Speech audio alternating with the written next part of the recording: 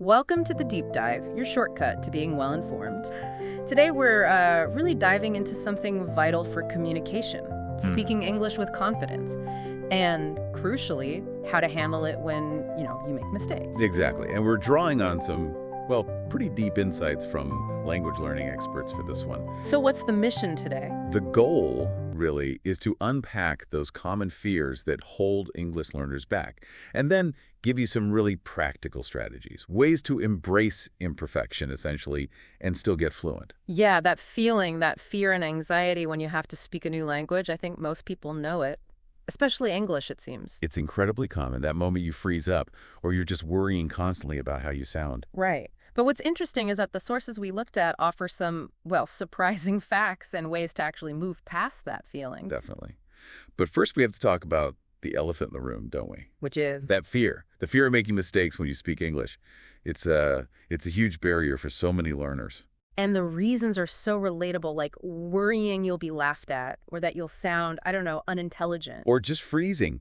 Your mind goes blank. You forget the words you actually know. It's a real psychological thing. Is there data on this? How widespread is it? Oh, absolutely.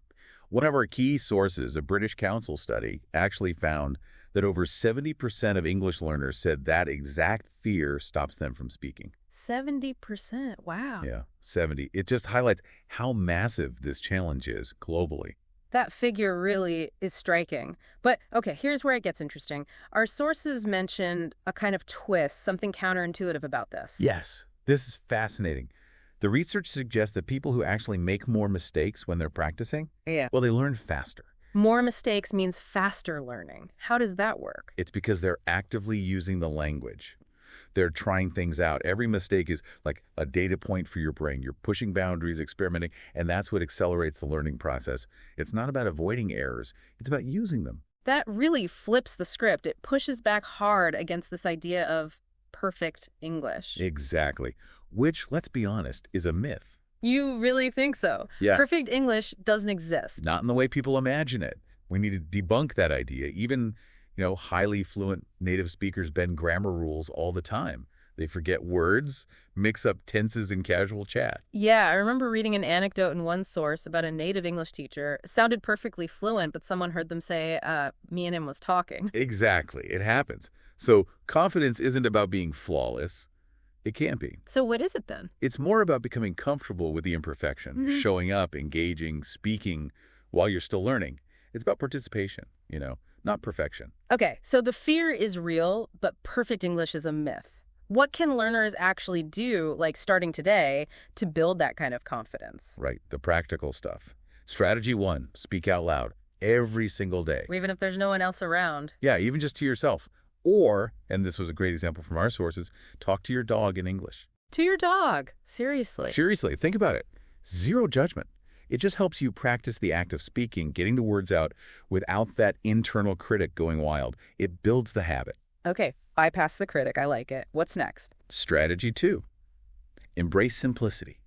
Keep your sentences simple. So don't try to sound like a walking dictionary. Pretty much. Instead of reaching for something complex like, I find this particular cinematic experience quite compelling. Right. Just say, I like this movie, or this movie is good. The goal is clear communication, not showing off fancy vocabulary you're not comfortable with yet.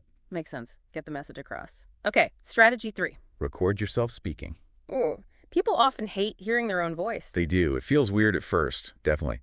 But it's such a powerful tool, not just for listening back, but for, tracking your progress over time. You can actually hear yourself improving. And maybe spot specific things to work on. Exactly. You can notice pronunciation patterns or maybe where you hesitate.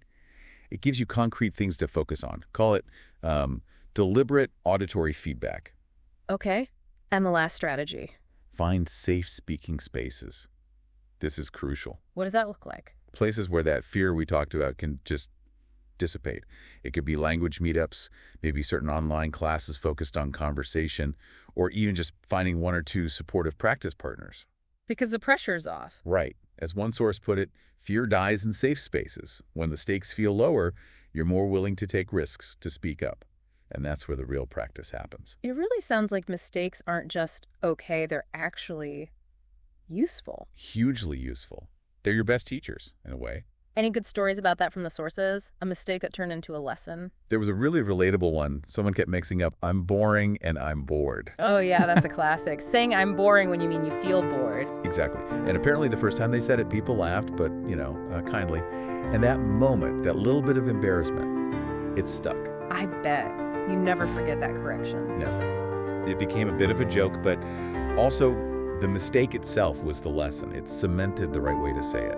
And sometimes those little stumbles, they actually make you more human, more relatable. They can even build connection. So it underlines the main point again.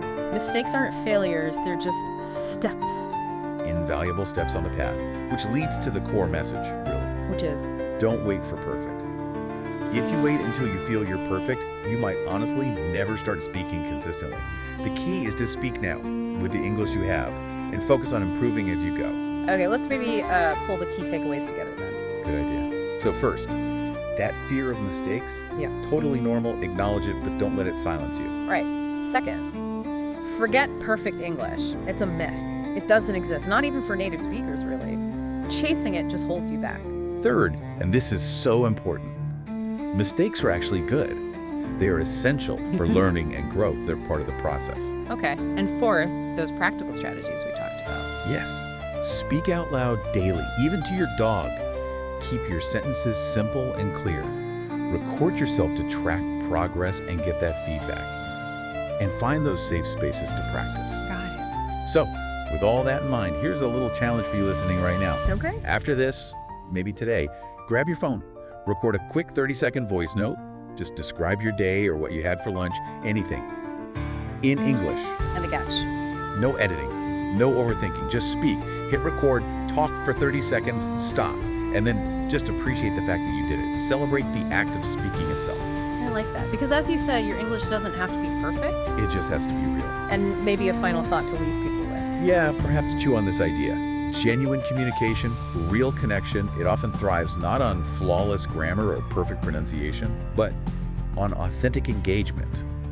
Just showing up, being willing to connect, even if you stumble over a few words along the way. That's often what matters most. A great point to end on. Thank you for joining us on this deep dive. Hope you feel a bit more empowered now to get out there and speak.